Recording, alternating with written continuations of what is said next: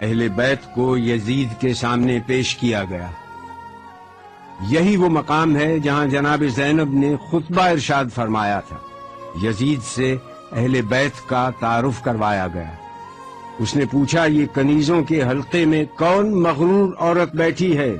جواب ملا، یہ علی کی بڑی بیٹی رسول کی نواسی زینب کبریٰ ہے۔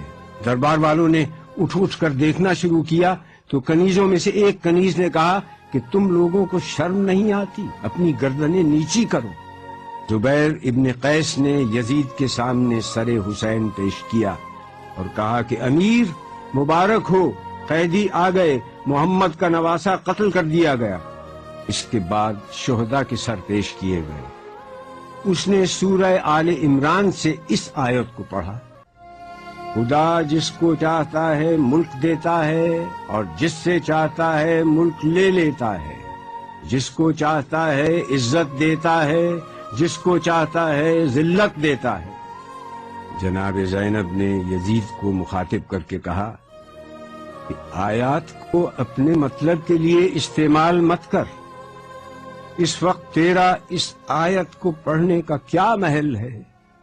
اس کے بعد آپ نے اپنا تاریخ ساز اور عہد آفرین خطبہ ارشاد فرمایا۔ شروع کرتی ہوں اللہ کے نام سے جو رحمان و رحیم ہے۔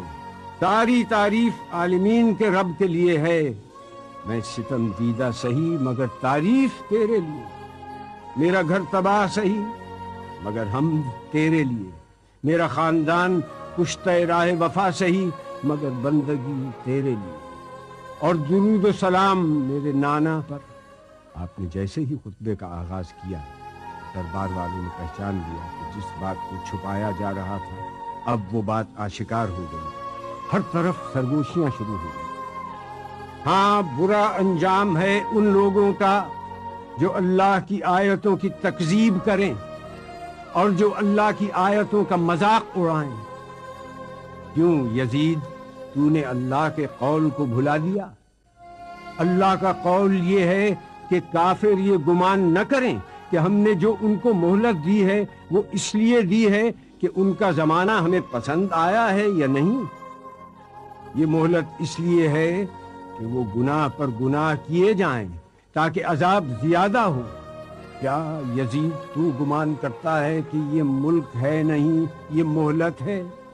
کیا تو یہ سمجھتا ہے کہ تیری یہ حکومت ہے، تیرا اقتدار ہے اور ہمارے لیے کوئی راہ نہیں، اور تو نے ہم کو در بدر پھرا کر اپنے جبروت کا اعلان کیا؟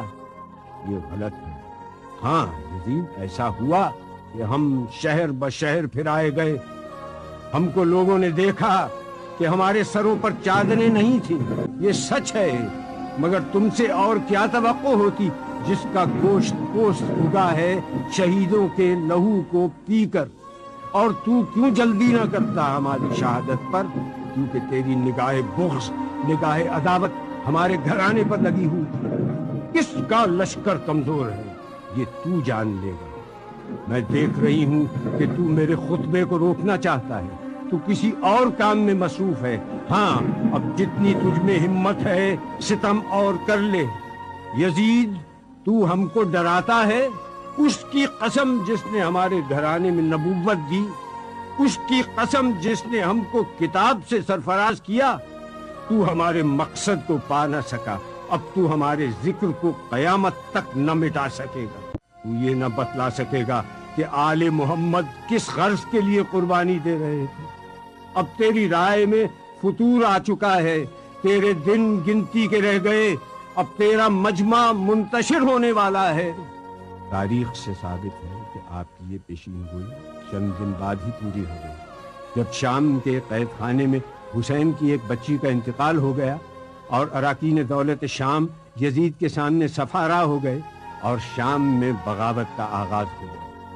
میں دعا کرتی ہوں اللہ سے کہ جس نے ہم کو سعادت و شہادت عطا کی، اسی طرح سے ہم کو وراثت ارضی نصیب ہو، اسی طرح سے ہم کو خلافت ارضی بھی ملے، اور اسی طرح سے ہم اس کی بندگی میں کامیاب رہیں۔ جناب زینب کا خطبہ اس آیت پر ختم ہوا جس کی ابتدا میں تلاوت کی گئی، جس کا ترجمہ ہے کہ اللہ ہی ہمارے لیے کافی ہے، وہی ہمارا سہارا ہے. سلام.